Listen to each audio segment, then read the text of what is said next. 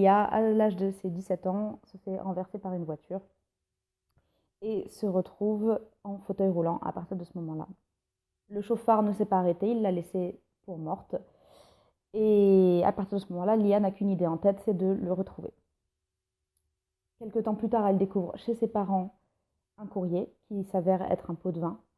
Et elle comprend que ce courrier qui vient d'un cabinet d'avocats est une manière d'acheter le silence de ses parents et que probablement eux savent qui est le coupable. L'histoire se passe 3 ans plus tard.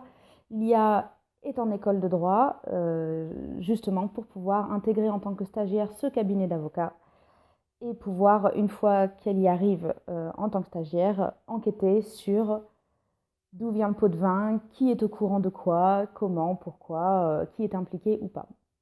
Elle n'est pas toute seule dans cette enquête, bien sûr. Elle est aidée de son meilleur ami Antoine, que l'on voit ici au dos. Voilà, Antoine qui est là. Et également en couverture du tome 2 qu'on voit ici, de sa collègue et secrétaire au cabinet d'avocat Adèle.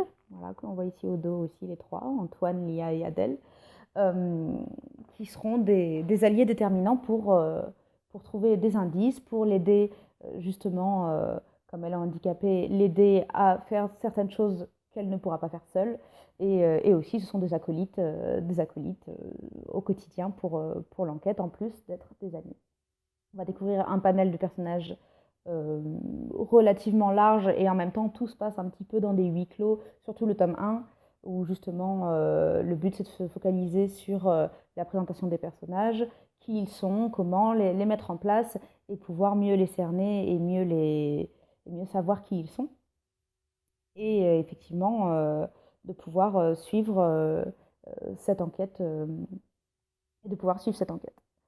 Le but de cette bande dessinée, c'est quand même d'être suffisamment réaliste. Ce qu'on propose ici, c'est une enquête qui pourrait vraiment être quelque chose de la vraie vie. Enfin, voilà, l'histoire n'est pas fantasque, ça ne part pas dans tous les sens.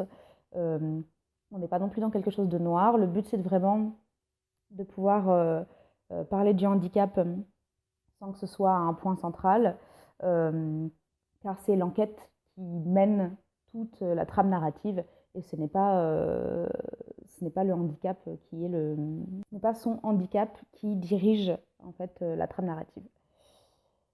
Voilà, donc c'est à peu près tout. Je n'en dis pas plus. Si vous voulez en savoir plus, il faudra le lire. Et